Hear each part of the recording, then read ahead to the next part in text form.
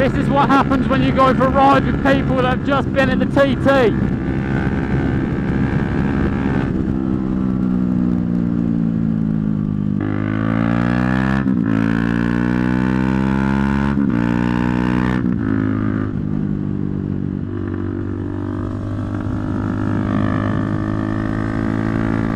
You have a fuckload of fun.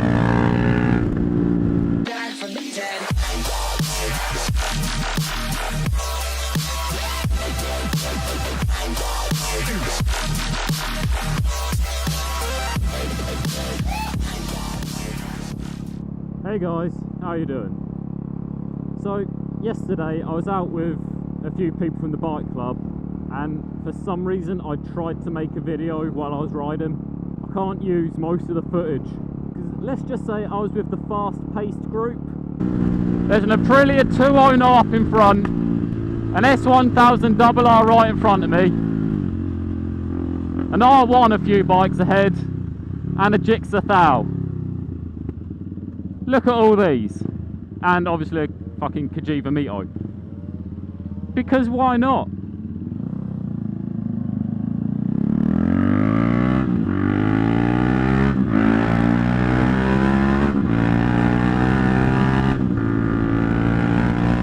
You can kind of imagine the pace we were running at. But yeah, the video I tried to make was, do you actually need 1000 cc's on the road? Because from that ride yesterday, I kept up the whole time on a 390. Do you need 200 plus horsepower? So I don't think you do, to be honest. Yes, it's nice to have that power. For that overtaking power and getting off the line quickly into traffic, that's good. But you don't need that sort of power just riding around normal roads. This has got enough power to overtake quite happily, and it gets off the line quite well too. But the thing is, with a bike with this sort of power, you can use it. Yes, if you use all of it, you're going to be well over what's legal, but it's a lot easier to put 47 brake horsepower down than it is 200. I am going to use some of the footage from yesterday, because I think I might have explained it a bit better then while I was actually doing it. On the track, that sort of power and that sort of speed is really useful. You want to be able to pull 200 mile an hour down the home straight, but you got to think, do you want to be able to do that down the A1? Yeah, you probably want to do it, but do you need to, and is it fucking worth it? Because as soon as your speed hits triple digits in the UK, you could lose your license. And if you've got something like a BMW S1000 RR, the only way to use anywhere near its full power is if you're pulling 100 plus everywhere you go. Because if you've got a litre bike and you keep it well within the law, use it for like in-town riding and stuff, you're only really ever going to reach 70 mile an hour legally on a motorway. And for most litre bikes, that's like first or second gear. And you've got to think, do you want to be able to just sit at first gear wherever you go? Or do you want to try and use your gears, use some of your revs? Because this bike, yes, I managed to keep up with a group of 1000 cc's. But I was using every rev this thing had.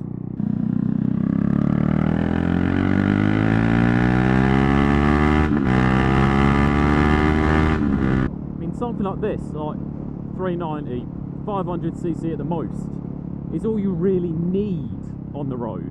I'm going to get so much hate for saying all this. I mean, to be honest, on a 125, you can rev the absolute tits off that thing and stay within the law and feel like you're riding God. This thing, 390cc, if you use every single rev and you wring its neck, you're already breaking laws. Obviously this is excluding Germany with the Autobahn, because who cares what speed you do, if you die it's your own fault. Fucking crazy Germans. We let you use all of your speed, it's good, yeah? But yeah, something like 500cc and below, you can use a lot more of that bike. and have a lot more fun, in my opinion. On the road anyway, on the track you're going to want 1,000. I mean, all these bikes would fucking destroy me on the track. But on the road, they don't have the chance to put all the power down. I do. Down the little country lanes and that, we didn't hit triple digits because you physically couldn't on those roads. They were bumpy, they were tight, they were twisty. Blind corners, blind hills. You just couldn't use all of that bike. I didn't get left behind at any point on that ride. Just the simple fact that on public roads, you can't exploit 1,000 cc's. Whereas something like this, you can. So, in my opinion, you don't need hundreds of horsepower. I mean, all but 2 of those bikes had almost 4 times as much horsepower as me. And the others only had about 3 times as much horsepower. But they didn't drop me. When we were going around a tight corner, on 1,000 cc, on a bumpy road, if you pin your throttle, that is going to throw you over the top like you're its bitch.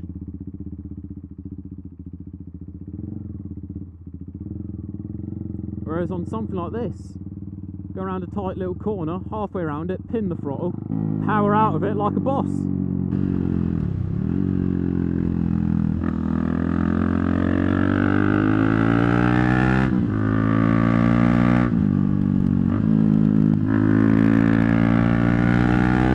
By the way, I'm not saying I don't want 1,000 cc. I'd fucking love to have a litre bike.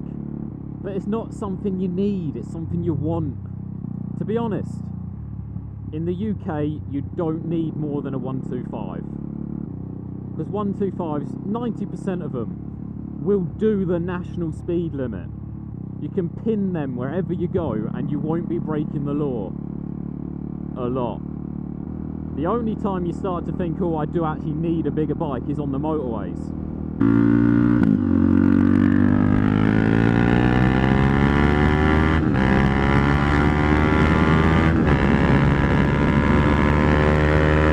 And you don't want to be sat at top speed the whole time, because then if something happens in front of you, the only way you're getting out of that situation is backwards. And most bikes don't have reverse. And if you're doing 70, you wouldn't want to put it in reverse.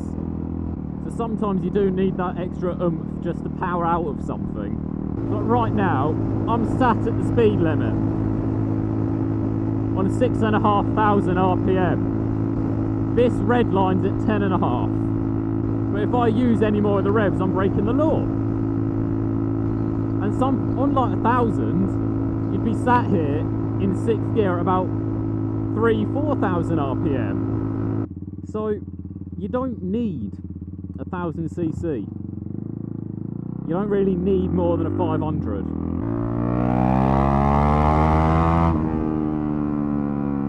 But oh boy, would it be nice to have it.